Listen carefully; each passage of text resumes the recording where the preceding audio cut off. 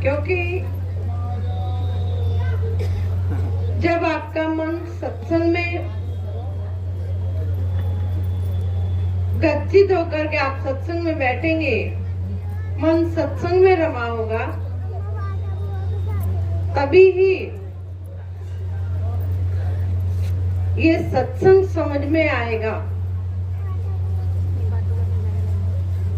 और नहीं तो हमारे संतों ने कहा है, संत की वाणी अटपटी, झटपट लखे न कोई, जो कोई झटपट लगे तो चटपट दर्शन होए। कि संतों की वाणी अटपटी होती है और अटपटी वाणी समझ में नहीं आती है। और उस वाणी को समझने के लिए उनके सानिध्य में बैठ करके जब बहुत लंबा समय हम बिताते हैं, हमारे संतों ने क्या कहा है कि जब बहुकाल करिए सत्संगा, जब बहुकाल करिए सत्संगा, तब ही होए संशय कर भंगा, तब ही होए संशय कर भंगा। कि जब बहुत समय तक हम सत्संग का श्रवण करते हैं, तभी हमारा संशय समाप्त होता है। और अब थोड़ी देर के लिए हम समय लेकर के आए हैं सत्संग सुनने के लिए, तो इसमें तो बहुत जरूरी है हमें कि हम सत्संग में शांति से बैठे। माता बहनें जो है बहुत ज्यादा बातें करती हैं, और ये संसार की तपन से का आग लगी आकाश में, झरझर पड़े अंगार, और संत न होते जगत में तो जल मरता संसार। तो हमें इस संसार की आग से बचाने के लिए संत महात्मा आए हुए हैं। और यदि यहाँ भी आकर के हम लोग शांति से नहीं बैठेंगे, तो सज्जनों फिर हम जो है अपने जीवन में प्राप्त करना चाहते हैं शांति, तो हमें शांति कैसे प्राप्त होगी? हमारे कोई ऐसा व्यक्ति नहीं होगा इस दुनिया में जिससे अगर पूछा जाए कि तुम्हें क्या चाहिए, उसके पास में धन है, दौलत है, परिवार है, सब कुछ है, लेकिन काटा हमारे संतों ने कि शुद्ध धारा और लक्ष्मी पापी घर भी होए, संत समागम हरि कथा तुलसी दुर्लभ होए। स्त्री पुत्र धन परिवार ये तो पापी के घर भी मिल जाते हैं, लेकिन संतों का समागम, हरि की चर्चा, ये चीजें किसी दुर्लभ व्यक्ति को प्राप्त होती हैं।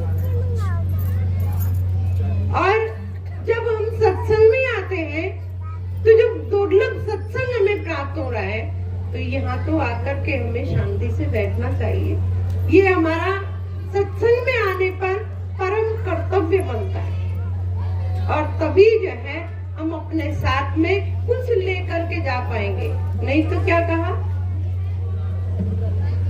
कि संतों का गाया हुआ, बहुत सारे लोगों ने बहुत देर तक भजन गाए होंगे यहाँ पर, और भजन संतों की वाणियां हैं, उनको हमने गा लिया।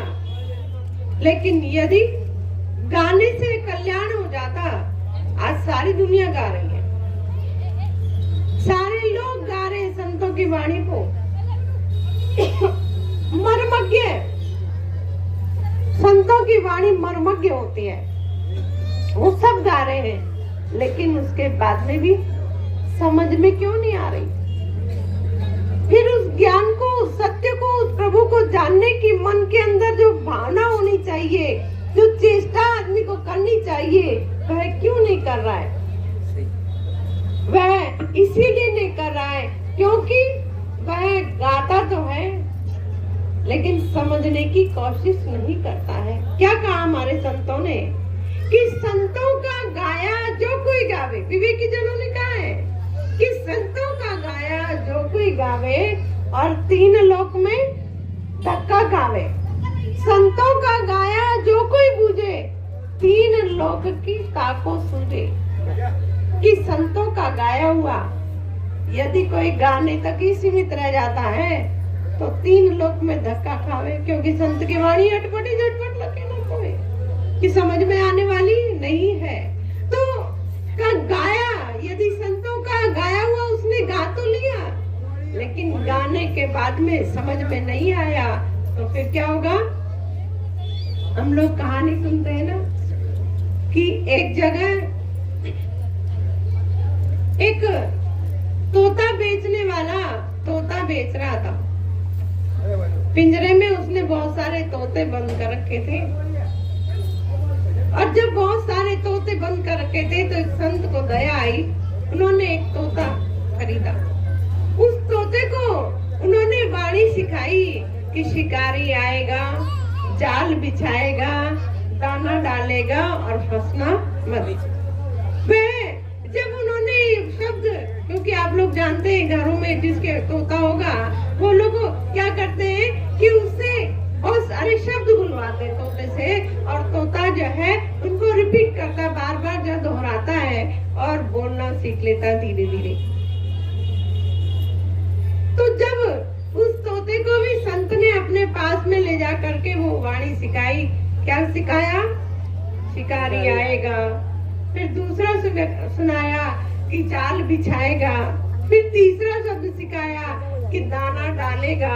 फिर आगे संत ने सिखाया कि हंसना मत। और अब जो है उस तोते ने जब उस पाठ को अच्छी तरह पढ़ लिया, पढ़ने के बाद में उस तोते को छोड़ दिया। जब उस तोते को छोड़ दिया तो छोड़ने के बाद में उन्होंने क्या किया? उस तोते ने बहुत सारे तोते के जो झुंड था वहां जाकर के उस बात को बोलना शुरू किया। अब जब बोलना शुरू किया तो बोलने के बाद में जितने भी उसके तोता मंडली थी ना, मंडली थी, सब लोग झुंड में रहते थे, तो तोता मंडली ने उस चीज को याद कर लिया। क्या? शिकारी आएगा, जाल बिछाएगा, दाना डालेगा और फंसना मत। अब सबके सब जो है जंगल में गा रहे, शिकारी आएगा, जाल बिछाएगा, दाना डालेगा, फंसना मत। एक शिकारी आया। शिकारी आया, उसका काम था जाल बिछा करके तोतों को फंसाना, दाने के लोग में फंसते थे। और जब उस दिन शिकारी आया तो शिकारी ने सब तोतों की चर्चा को सुना। आजकल शिव चर्चा, बहुत सारी चर्चाएं लोग करते हैं आजकल। भजन मंडली बना रखे, भजन गाते हैं सब लोग। तो ऐसे ही वहाँ भी ये गाया जा रहा था। तो जब शिकारी पहुंचा जाल बिछाने के लिए, तोतों को पकड़ने के लिए, तो सबने वो गाना शुरू कर दिया। जब गाना शुरू कर दिया तो शिकारी ने सोचा कि भाई ये तो सब यही गा रहे हैं, और ये सब गा रहे हैं जो मैं करने जा रहा हूँ तो ये पहले ही गा रहे हैं, तो अब जो है ये मेरे जाल में फंसेंगे नहीं। और वह जो है निराश हो गया कि पता नहीं मेरे पेट में किसने लात मारी कि इन तोतों को ये बातें सिखा दी, अब ये मेरे जाल में क्यों फंसेंगे, क्योंकि इनको तो सब पता है। निराश होकर के लौटने लगा, और निराश होते हुए जब, क्योंकि निराश होता ना आदमी तो उसकी हंसी गायब हो जाती है। वह जब चल रहा था तो रास्ते में एक संत मिले, और संत के सामने दुखी होकर कहा, महाराज पता नहीं आज तो, कहा भाई निराश क्यों? कहा महाराज पता नहीं किसने आज तो मेरे पेट में लात मार दी। फिर सारे तोते जो थे, जिनके मेरा धंधा है तोते पकड़ना, बाजार में बेचना, मैं सारे तोते जो है एक ही बात रट रहे हैं जंगल में, शिकारी आएगा, जाल बिछाएगा, दाना डालेगा, फंसना नहीं। अब वो सारी बातें जो मैं करने जा रहा हूँ उनको पता है, तो मेरे जाल में क्यों फंसेंगे? संत ने कहा, तूने जाल बिछाया? क्या तूने देखा जाल बिछा करके? कहा नहीं महाराज, वो तो मैंने नहीं किया, क्योंकि मेरे को पता लगा भाई सारी चीजें ये जानते हैं तो ये भला फंसेंगे क्यों, तो मैंने भी जाल डाला, दाना भी नहीं डाला, जाल भी नहीं बिछाया। कहा भाई ये रट रहे हैं, रटने दे, तूने अपना कर्म किया, तू अपना कर्म कर, और फिर जो है जब संत ने प्रेरणा दी तो उसके बाद में वो गया, जाल बिछाया और जाल बिछा करके दाना डाल दिया। क्या कहा? शिकारी आएगा, जाल बिछाएगा, तीसरा क्रम दाना डालेगा, डाल दिया और उसके बाद में साइड में छिप करके बैठ गया। और आज कैसा हुआ कि रोजाना जो है वह शिकारी आता था, 2, 4, 5, 10 तोते उसमें फंसते थे। आज तो सारे के सारे तोते जो जितने गा रहे थे, गाते गाते आकर के उस जाल पर, क्योंकि झुंड गाना मंडली थी, भजन मंडली थी ना, और तब जो है सारे के सारे आकर के उस जाल में बैठ गए। उसने फटाक से उसकी रस्सी खींच दी और बहुत सारे तोते, लॉटरी खुल गई आज उसकी, और सारे के सारे तोते आकर के फंस गए। और उसके बाद में जो है वह बड़ा खुश लौट करके आया। तब देखिए संत ने कहा, मैंने कहा क्योंकि रटने वाली थी संत की वाणी अटपटी, झटपट लगे न कोई का। संतों का गाया जो कोई गावे 3 लोग में। अब गा तो रहे थे ना, संत ने सिखाया था, वो गा रहे थे लेकिन समझ में नहीं आ रही थी। और जब उन्होंने समझा नहीं तो क्या हुआ, जो माया के लोभ के दाने थे ना, उनको चुगने के लिए आदमी क्यों फंसा हुआ है संसार में? इसीलिए तो फंसा है कि माया के जो लोभ रूपी दाने हैं ना, इन लोभ के दानों को चुगने के लिए वह ये संसार का मकर जाल जो फैलाया हुआ है संसार के लोगों ने, उसको वो समझ नहीं पाता है और उसमें फंस जाता है। और जब उसमें फंस जाता है तो फिर बंधन कभी आपको सुखी देगा, सुख देगा? ये माया के तो बंधन है, जिसके लोभ में आकर के हम फंस जाते हैं संसार में। तो भाई बंधन कभी हमको, किसी जीव को देख लीजिए, क्या बंधन उसको सुखी कर सकता है? वह बंधन जो है सुखी नहीं कर सकता। तो देखिए ये माया का बंधन कौन छुड़ाते हैं?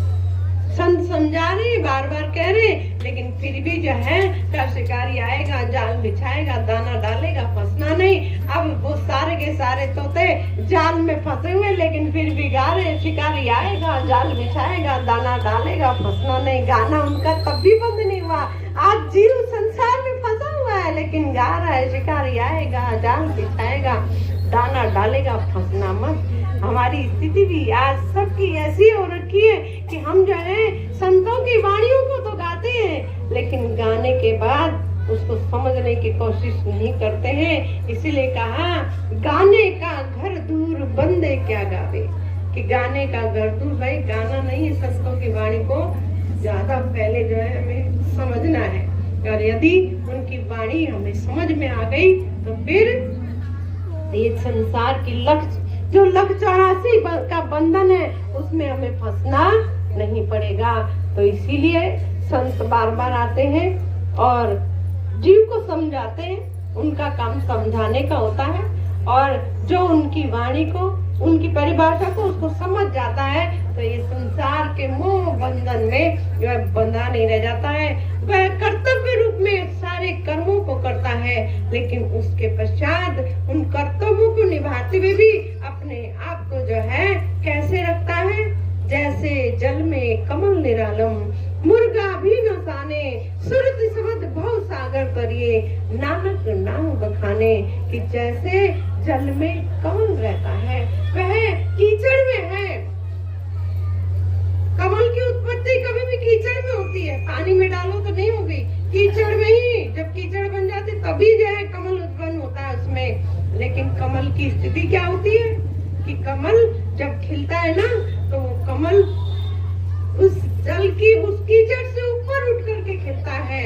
ऐसे ही जो जीव उन संतों की वाणियों को समझ जाता है, गुरु महाराज के सानिध्य को समझता है, ज्ञान को समझ जाता है, तो फिर वह अपने आप को संसार में रहते हुए भी